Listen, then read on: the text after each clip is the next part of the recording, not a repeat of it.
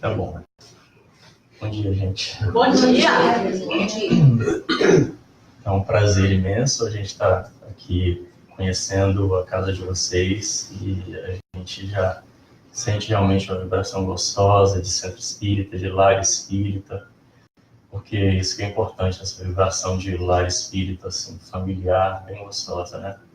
E a gente vai hoje falar de um tema que é muito importante para todos nós espíritas, porque a razão pela qual às vezes a gente participa de ambientes ou de reuniões espíritas onde esse sentimento de carinho, amor, de fraternidade não acontece, é porque as pessoas não estão entendendo direito o espiritismo. E então a gente deixa esses sentimentos todos de lado, porque a gente não entende direito a doutrina, que é nada mais, nada menos do que o Consolador Prometido. O sinônimo de espiritismo, de doutrina espírita, é consolação. Então, toda vez que a gente participa de algum evento espírita, de alguma reunião espírita, que a gente lê algum livro espírita ou ouve alguma palestra espírita, é importante nós perguntarmos para a gente: eu me senti consolado com isso? Se eu não me sentir consolado, tem alguma coisa errada no processo. Ou a gente não entendeu a mensagem direito, ou a mensagem não foi passada direito para a gente, ou a mensagem não está completa, enfim, tem alguma coisa errada no processo. Porque a doutrina espírita é consolação. Então, essa nossa participação dentro da doutrina espírita, estando em contato com os conhecimentos espíritas, precisa de nos, antes de tudo, de nos consolar. Quando a gente vai estudando espiritismo, por causa dos nossos atavismos do passado, seja dessa vida ou de vidas, por causa de nossas compreensões religiosas, um tanto assim cheias de mistificações, como a gente sabe, o espiritismo não tem mistificação, não tem dogmas, não tem crendices, não tem nada disso. É uma coisa bem simples e bem direta, não tem nada escondido, não tem segredos. Então, quando a gente vai participando do espiritismo, às vezes a gente traz isso para dentro do espiritismo, traz isso para dentro do movimento espírita, traz isso para as palestras, para as reuniões de estudos, essas mistificações, dogmas, crendices do passado. Mas quanto mais a gente vai estudando a doutrina espírita e trocando ideias com relação à doutrina espírita, quanto mais a gente vai entendendo, mais a gente vai deixando essas mistificações de lado. E a gente vai pegar aqui uma coisa que é muito mistificada, um dos maiores exemplos de mistificação que tem no movimento espírita, que é a visão do umbral. Então a gente tem aqui na tela algumas fotos do filme, tiragens do filme O Nosso Lar. Eu acho que todo mundo assistiu O Nosso Lar ou leu, né? É importante. Assistam o filme, muito importante, e leiam o livro também, estudem o livro, é muito importante. Porque traz grandes ensinamentos para a gente. Mas muitas pessoas, ao lerem o livro, assistirem o filme, se assustam com aquilo, ou mistificam a mensagem. Às vezes não se assustam, mas mistificam a mensagem, trazendo para a sua vida uma ideia muito errônea, dessa ideia toda de um local onde os espíritos vão lá para sofrer e estão lá sofrendo. Então a gente vai ver algumas coisas sobre isso. Antes da gente continuar, a gente coloca aqui a descrição que o André Luiz coloca, uma descrição rápida que ele coloca no livro Nosso Lar, do que é o umbral, porque o André Luiz que trouxe essa ideia de umbral à tona nesse livro Nosso Lar. O umbral, no capítulo 12, o umbral é região de profundo interesse para quem esteja na Terra. Concentra-se aí tudo que não tenha finalidade para a vida superior. Almas irresolutas e ignorantes que não são suficientemente perversas para serem enviadas a colônias de reparação, nem bastante nobres para serem conduzidas a planos de elevação. Lá vivem, agrupam-se os revoltados de toda espécie. Então, André Luiz trouxe isso para a gente, porque quando ele desencarnou, ele passou por essa situação e ele descreveu a situação, naturalmente, pela qual ele passou, ele descreveu para a gente em detalhes, como outras situações nesse livro Nosso Lar que ele passou, na cidade astral de Nosso Lar, e como em outros livros da literatura dele, ele descreve outras situações que ele passou. Para a gente analisar essa questão do umbral, a gente vai utilizar uma coisa que, sem isso aqui, não existe espiritismo, gente. Toda vez que a gente estudar algum conteúdo, nós sendo espíritas, nós vamos precisar de utilizar esse controle universal do ensino dos espíritas. Porque nisso aqui, que Kardec e a espiritualidade se baseou para compor, codificar a doutrina espírita. Então, o que significa esse controle universal? Significa a gente fazer pesquisas e comparações através de fontes que vêm de vários lugares. Então, em matéria de espiritismo, não se aceita nada que um expositor falou, que um médium só passou, que um espírito só disse. A gente tem que passar pelo CUI. É assim que Allan Kardec trabalhou. Ele não aceitou nada que veio só de um médium, que um espírito só passou, que um cientista só disse, que aliás a ciência trabalha assim. Não tem cientista nenhum que, o cientista traz alguma coisa nova, legal, ok, maravilha. Não. Aí o que acontece? Vários cientistas vão pesquisar pela mesma coisa para ver se chegam à mesma conclusão, assim que a ciência trabalha. E a ciência espírita foi formatada nesse sentido também. Então, esse é o CUI. Então, utilizando o CUI, a gente vai analisar essa questão do umbral. A gente vai pegar o que tem na codificação com relação a isso, o que tem na ciência, que a ciência traz com relação a isso, ao umbral, e o que André Luiz também traz para a gente com relação a isso. Então, pegando várias fontes que a gente possa chegar a uma conclusão com relação ao umbral em nossas existências. O termo umbral não é empregado em nenhuma das obras básicas editadas por Allan Kardec. Então, como a gente falou, umbral foi um termo cunhado por André Luiz. Existem traduções do francês, na codificação do francês para o português, que utilizam essa palavra umbral, mas não em sentido a umbral, um local onde tem espíritos lá sofrendo. Isso não tem na codificação. Nas traduções, algumas traduções em português, para quem não sabe, existem 7 traduções da codificação espírita do original francês para o português. 7 editores diferentes traduziram e vendem, divulgam e tal. Em algumas dessas traduções, os tradutores resolveram utilizar essa palavra umbral, mas no sentido de uma passagem de uma porta. Por exemplo, quando fala lá na codificação, onde tem uma pessoa debaixo da porta se escorando na entrada da porta, a porta aberta se escorando ali.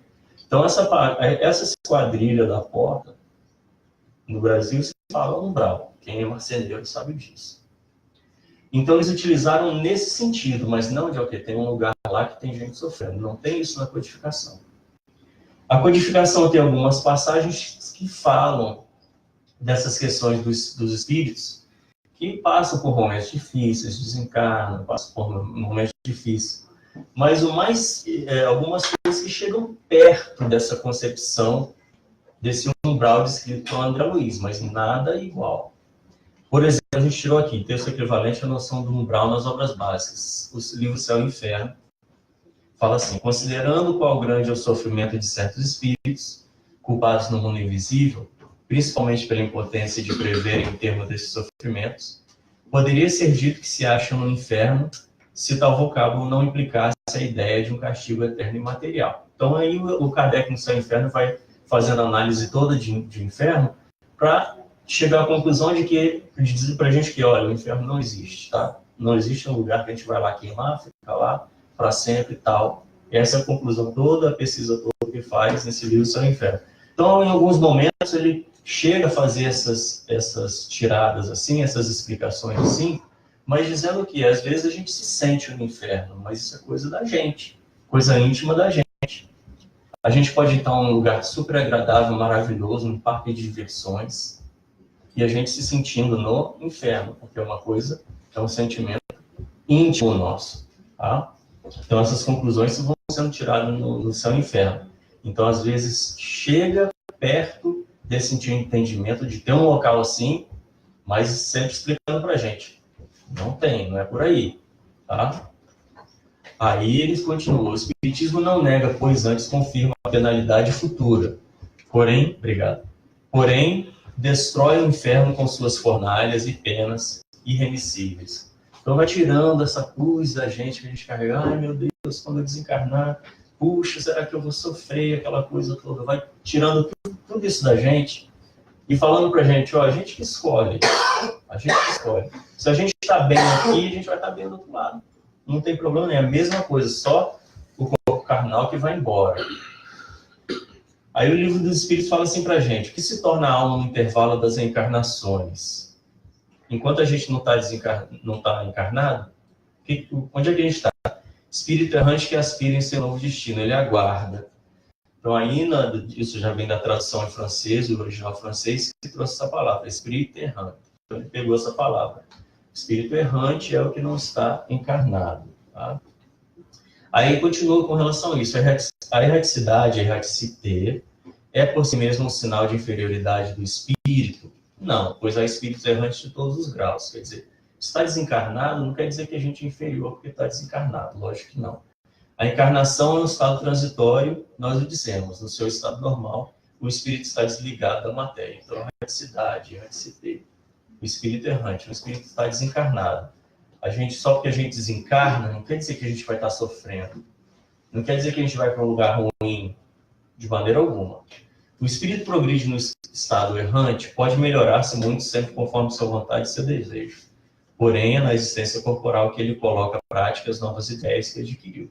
Então, mesmo desencarnado, a gente pode progredir de uma certa forma também. A gente pode estudar, a gente troca ideias, a gente se prepara para encarnações novas. Então, a gente pode também ir melhorando também, mesmo desencarnados. Os espíritos errantes são felizes ou infelizes? Mais ou menos. Conforme seu mérito, sofrem por efeito das paixões, cujo princípio conservaram, ou são felizes conforme estejam mais ou menos desmaterializados. Então está o livro dos Espíritos dizendo para a gente, só porque a gente morreu, desencarnou, quer dizer que a gente vai sofrer. Depende de inúmeras coisas, de um espectro de coisas relacionadas a gente, a vida que a gente levou, aos nossos pensamentos, ó, como que está o nosso íntimo, tá? Continua. Vai e volta no livro dos Espíritos. A gente estava nas perguntas 200, agora está no 87, lá no começo. Os Espíritos ocupam uma região determinada e circunscrita no espaço. Os Espíritos estão por toda parte, povoam os espaços sem fim, até o infinito. Estão constantemente ao vosso lado. Vos observam e atuam sobre vós, sem que percebais. Existe um lugar circunscrito, já lá no fim do livro, no universo destinado às penas e aos gozos dos espíritos de acordo com seus méritos? Já respondemos essa pergunta.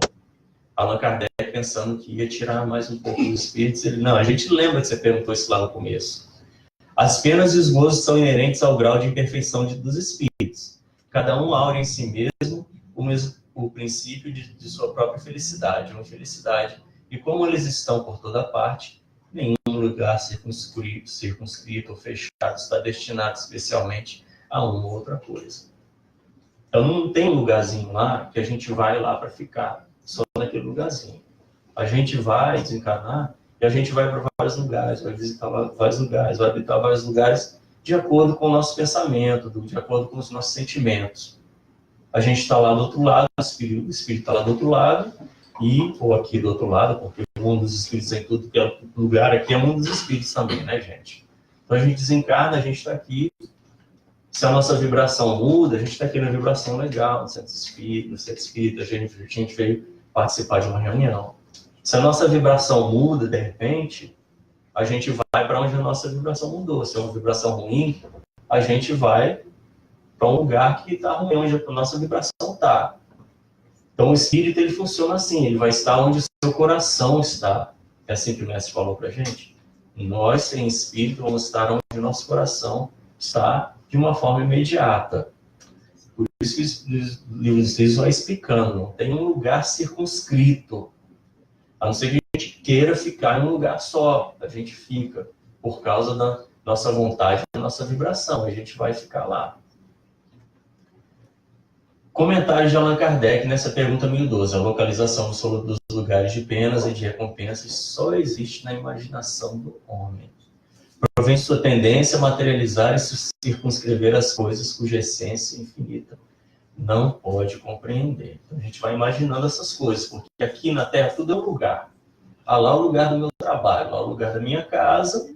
Então a gente fica se circunscrevendo. Ah, não, quando eu desencarnar, vai ter o meu lugar ali, o meu lugar aqui. A gente põe isso na cabeça. Mas, espiritualmente falando, o universo vai ser a nossa morada. Quando a gente não tiver aqui um corpo de carne e a gente vai estar aqui, sem corpo de carne. O universo vai ser a nossa morada. A separação da alma e do corpo é dolorosa. Não frequentemente o corpo sofre mais durante a vida do que no momento da morte. A alma disso não participa. Os sofrimentos que algumas vezes se experimentam no momento da morte são um gozo para o espírito que vê chegar ao término de seu exílio. Não precisa ficar com medo de desencarnar. A gente se liberta. É muito mais difícil. Toda a descrição dos espíritos, o reencarne é a coisa mais difícil que tem para o espírito. Desencarne a gente se liberta. Tá? A alma, ao deixar o corpo, tem imediatamente consciência de si mesmo. Consciência imediata não, é bem o termo. Ela fica durante algum tempo em perturbação. E tem muitos espíritos que pegam essa resposta aqui do Livro dos Espíritos, porque ele fala que às vezes quando a gente desencarna, a gente pode estar em perturbação e falar, não, todo mundo tem que passar pelo umbral. Todo mundo vai sofrer. Todo mundo vai estar lá, vai desencarnar e vai acordar com a cara lá no lama, lá como a gente viu André Luiz lá no filme. Tá?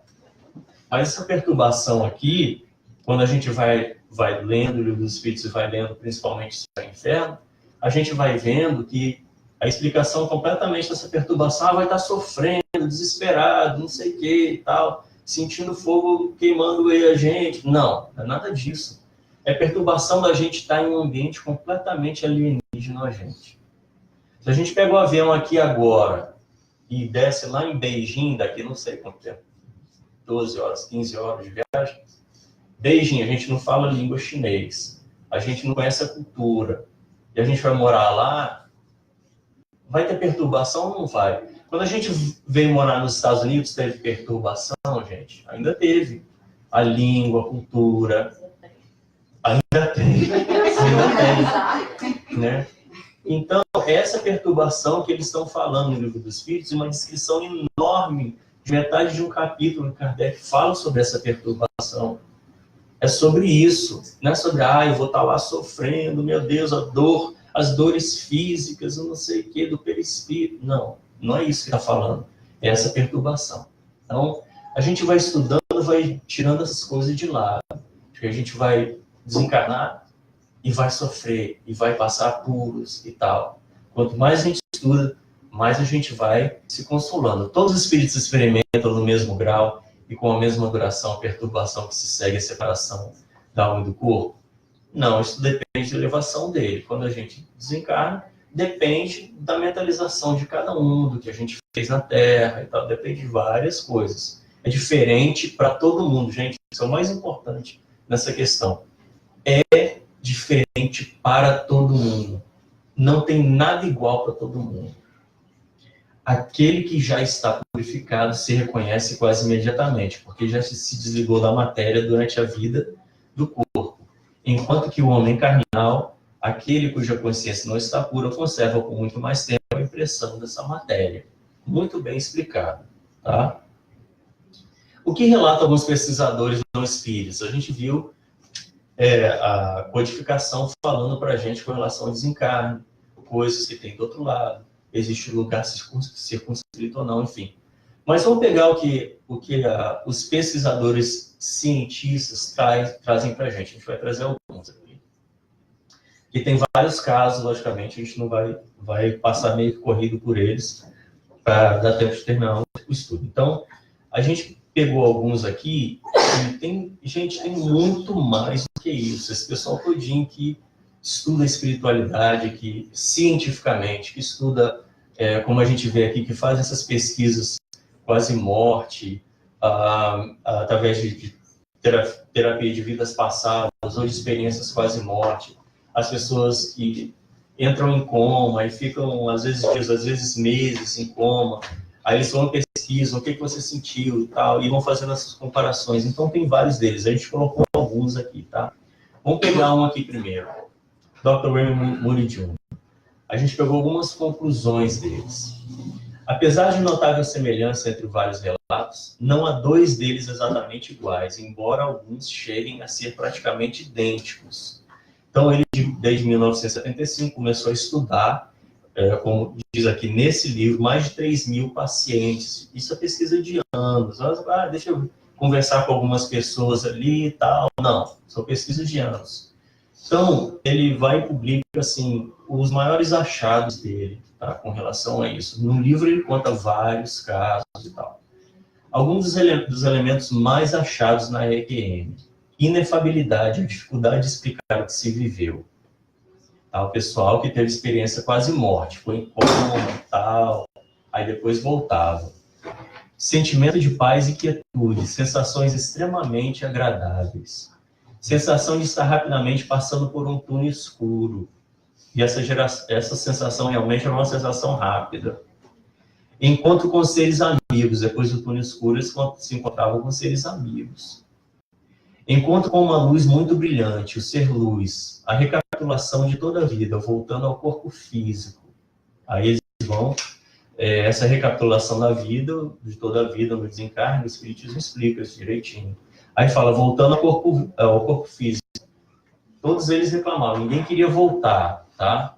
Todos os pacientes, ninguém queria voltar. Quer dizer, se tivesse lá ido para o umbral, logicamente ia querer voltar rápido, né? Mas ninguém queria voltar.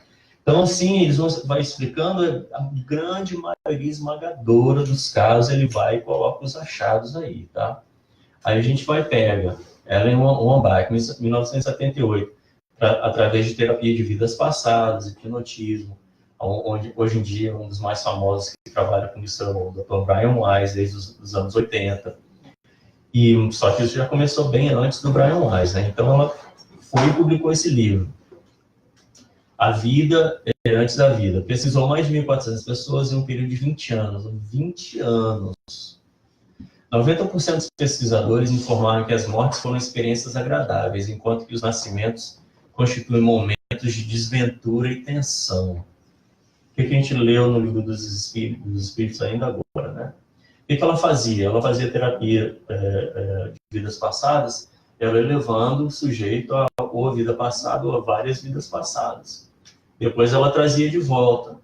Então, esse indivíduo, esse paciente, ele ia explicando como é que foi os desencarnes, ou os desencarnes. E também como é que foi os nascimentos, ele ia voltando de volta e ia recordando aqueles nascimentos. Então, ia descrevendo isso para ela. Aí essa informação que ela traz, o que as pessoas sentiam, que o nascimento era realmente muito mais complicado.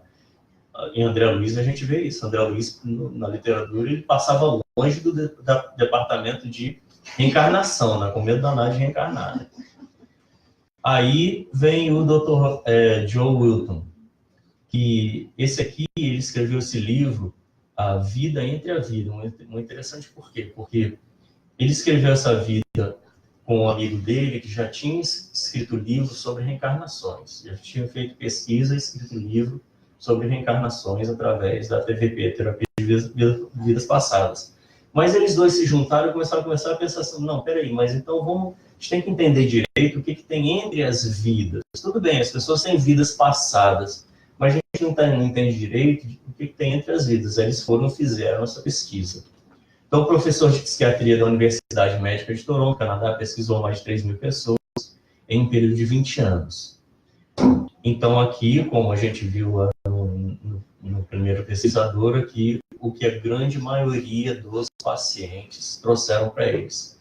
Vejo esplêndidos palácios e belíssimos jardins. Tudo isso com relação ao plano desencarnado. Estou rodeado de formas abstratas de todos os tamanhos, algumas oblongas, algumas cilíndricas. Paisagens, sempre paisagens e ondas quebrando-se nas praias. Estou caminhando sobre o nada infinito, nem no chão, nem no teto, nem no solo, nem no céu. Como a gente viu lá no primeiro pesquisador, falando porque as pessoas às vezes não conseguem explicar direito o que elas estão sentindo. Tudo é extremamente belo, não há coisas materiais, no entanto, tudo está ali, igrejas, escolas, bibliotecas, áreas de lazer. Não tenho consciência de estar num lugar específico, as imagens aparecem para mim como que vindas do nada. Então, vários deles sentindo várias coisas diferentes. Aí tem um que vai e fala assim: meu guia pegou-me pelo braço e levou-me para uma sala, onde juízes estavam sentados ao redor de uma mesa retangular.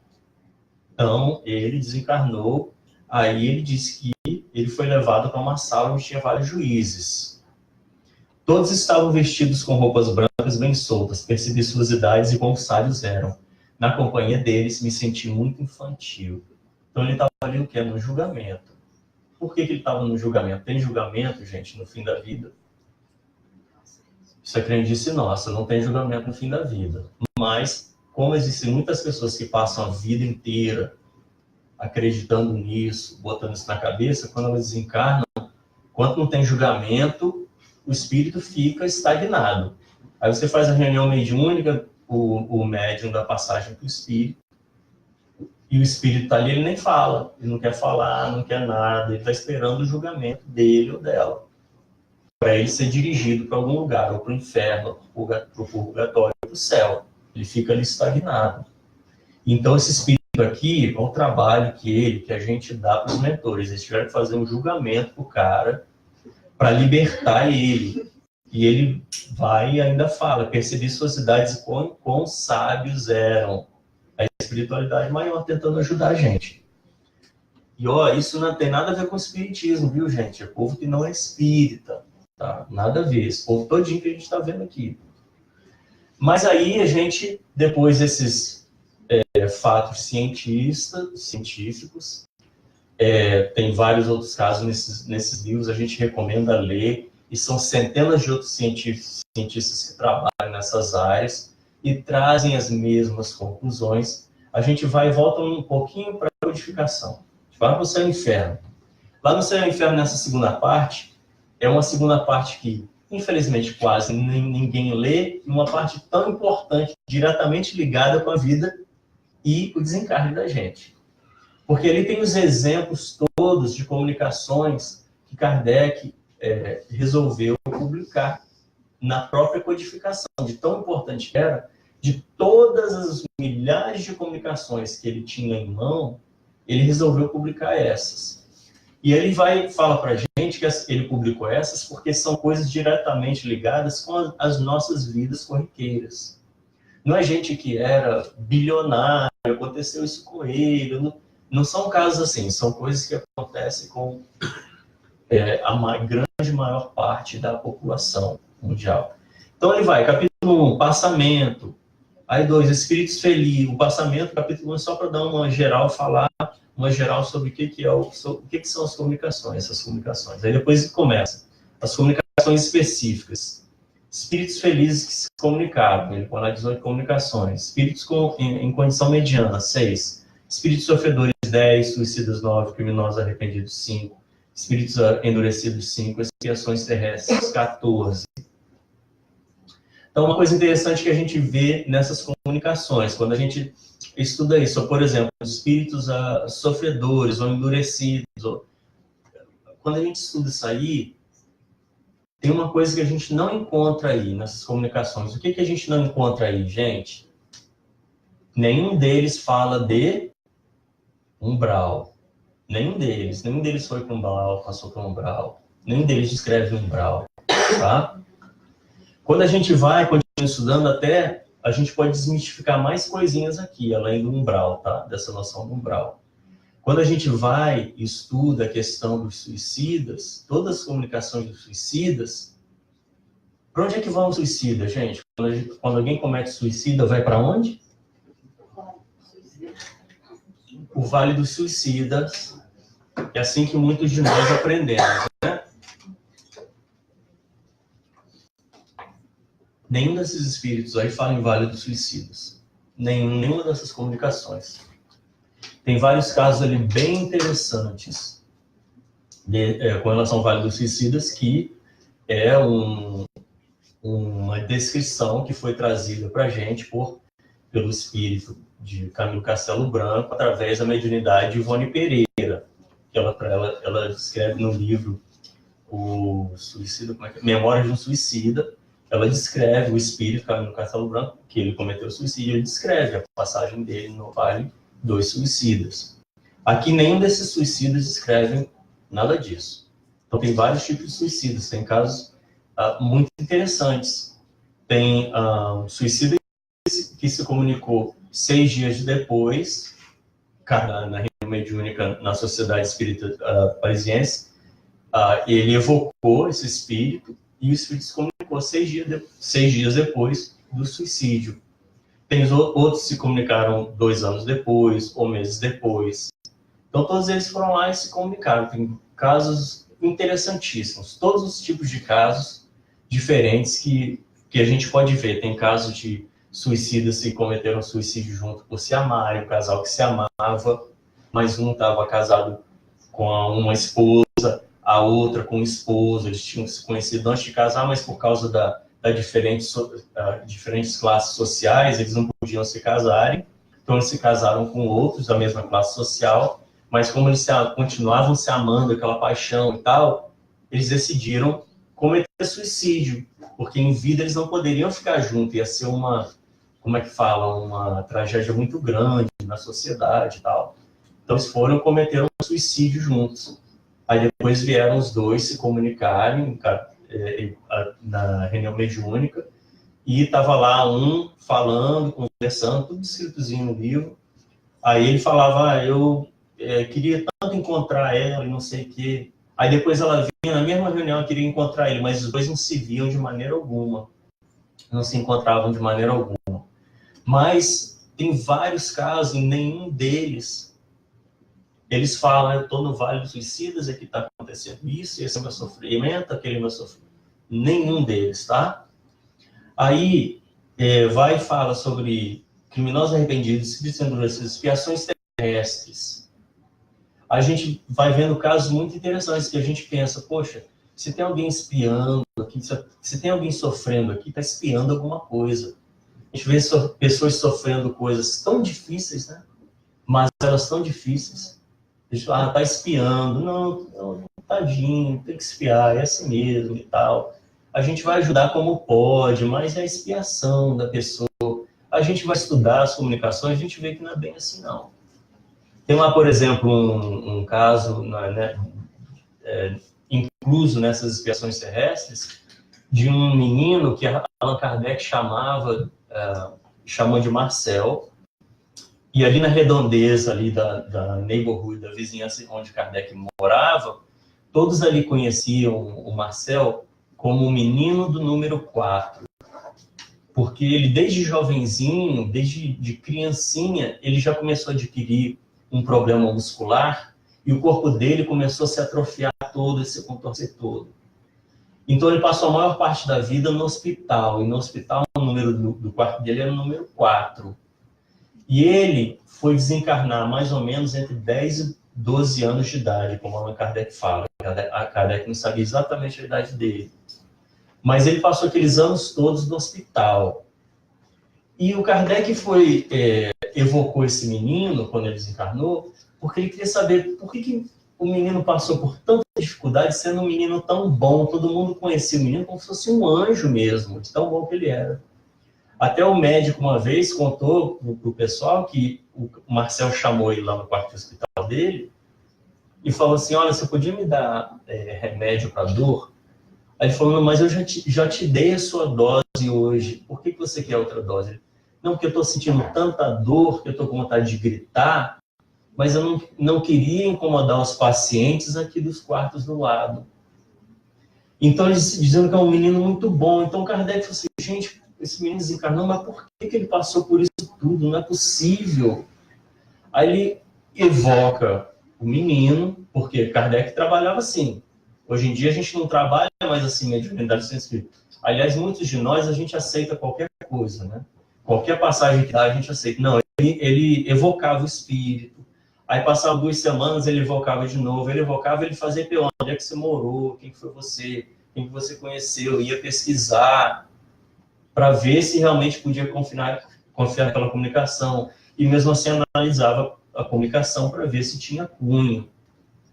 Aí o Marcel veio evocado e falou, não, aquilo que eu passei não foi expiação. Eu já tinha expiado todos os meus problemas em outras vidas e tal, e já tinha reencarnado em outras vidas como espírito missionário. Mas em um certo ponto da minha evolução espiritual, eu achei que seria bom eu passar por uma situação assim, mas para mim crescer mais interiormente. Olha só, não tinha nada de expiação, gente. Quantas vezes a gente vê as pessoas passando por isso, a nossa mistificação diz o que pra gente? Ah, não, é isso. A gente quer pegar todos os casos, colocar dentro de uma caixinha, todo mundo aqui está passando por isso, está nessa caixinha. Todo mundo está passando por aquilo, os suicidas todos, eles vão na caixinha aqui, ó, do Vale dos Suicidas. E a gente vai fazendo isso, sendo que a doutrina não nos ensina isso. Tá? Aí o livro do Castelo Branco, Memórias de um Suicida. O livro dos Espíritos fala assim para a gente, quais em geral, em relação ao estado do espírito, as consequências do suicídio? Muito diversas são as consequências do suicídio. Não apenas determinadas. E em todos os casos correspondem sempre às causas que o produziram. Há, porém, uma consequência que o suicida não pode escapar. É o desapontamento, lógico, porque ele vai pensar que os problemas dele ou dela vai acabar e não acaba. Isso aí não tem jeito. Mas a sorte não é a mesma para todos. Depende das circunstâncias. Alguns expiam a falta imediatamente. Outros, em nova existência, tem suicida que não expia a falta imediatamente, que será pior do que aquela cujo curso interromperam. Então, depois, muitos vão expiar, passando por dificuldades mais piores do que as que já estavam passando. Então, aí o livro do Céu e Inferno vai mostrar isso tudo para a gente. Importante a gente ler essas comunicações, diretamente ligadas com a vida da gente. Então, a gente viu o que a codificação fala sobre essas coisas para a gente. O que os cientistas que pesquisam essas questões falam para a gente. E a gente vai ver agora o que André Luiz fala para a gente. Nosso Lar, capítulo 19.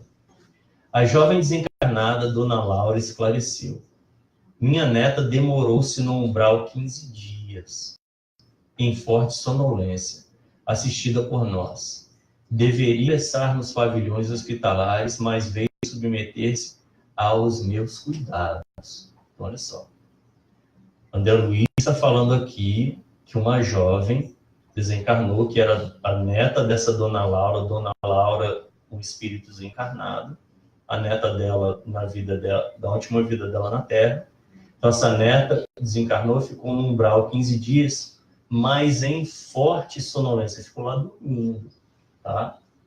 Não sentiu nada, não estava com o cara na lama, não estava com frio, com calor, com fome, com nada disso, tá bom? Assistida, além de tudo, assistida pela Dona Laura e outros mentores espirituais. Aí, um dos casos. Os Mensageiros, capítulo 22, os que dormem, também os Mensageiros, outro livro de André Luiz. Estamos no centro dos pavilhões em que se recolhem irmãos ainda adormecidos. Temos aqui presentemente quase 2.000 espíritos desencarnados, adormecidos. Este sono é verdadeiramente avançada imagem da morte. Aqui permanecem com a bênção do abrigo alguns irmãos que dormem mesmo após o desenlace. O pessoal todo desencarna e fica lá dormindo. São criaturas que nunca se entregaram ao bem ativo e renovador, os que acreditaram convictamente na morte como sendo nada, o fim de tudo, o sono eterno. Do mesmo jeito tem aqueles que acreditam que vai ter julgamento do outro lado, outros não acreditam em nada, Quando desencarnam, ficam dormindo, porque para eles não tem mais nada, eles ficam dormindo, até que alguma coisa os acorde. Sentimentalmente os acorde. E, como está falando aqui, são criaturas que nunca se entregaram ao bem ativo e renovador. Olha só, não era gente boa, não. Era assim, gente boa que nunca foi presa à toa, né? Desencarnar, mas estavam lá dormindo, ó. 2000 lá, dormindo nos pavilhões e tal. Não estava em umbral nenhum.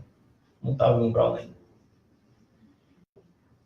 Os Mensageiros, capítulo 48, Pavor da Morte. A pobrezinha, às 6 horas, que está dominada por terrível pavor.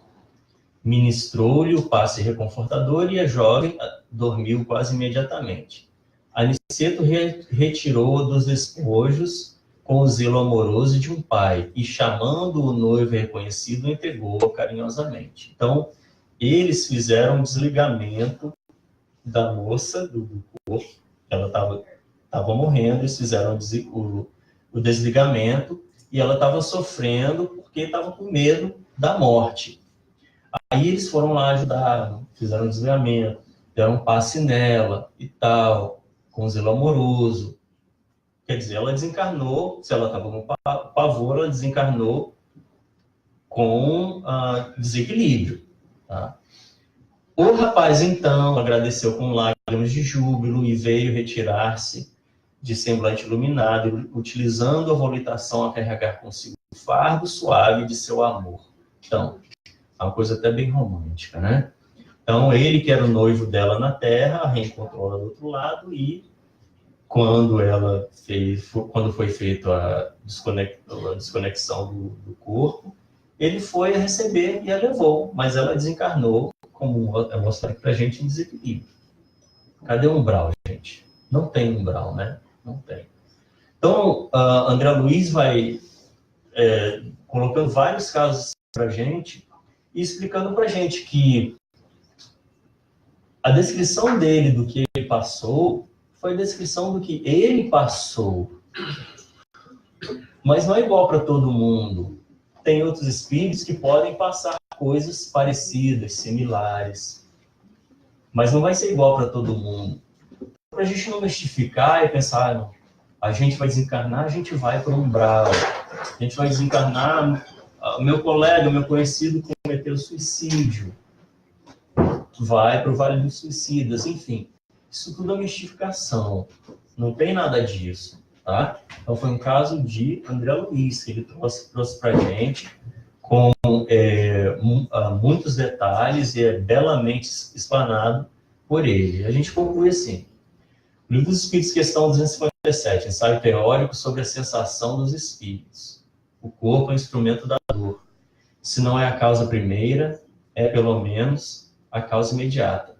A alma tem a percepção dessa dor. Essa percepção é o efeito. A lembrança que dela conserva pode ser muito penosa, mas não pode ter ação física.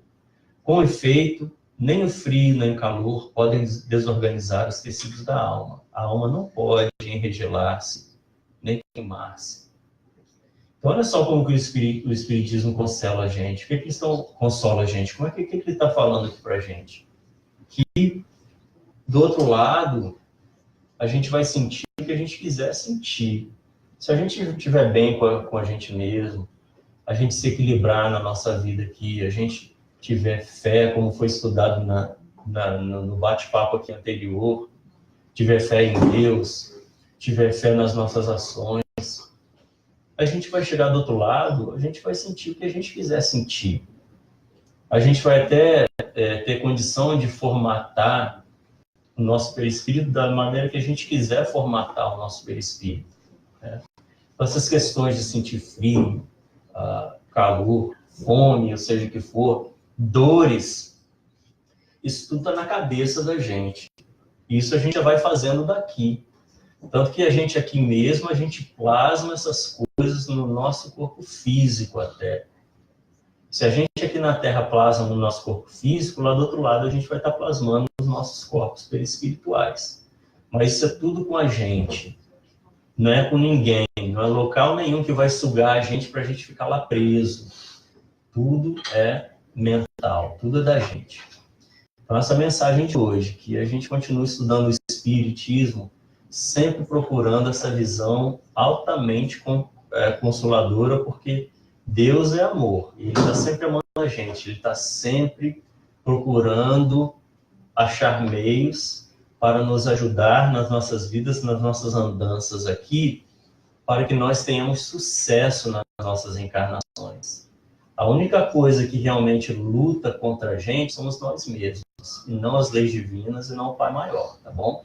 Obrigado por sua atenção, gente.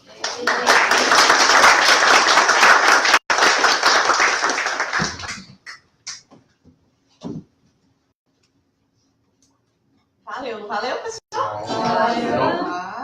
Muito obrigada, Maurício. Obrigada mesmo.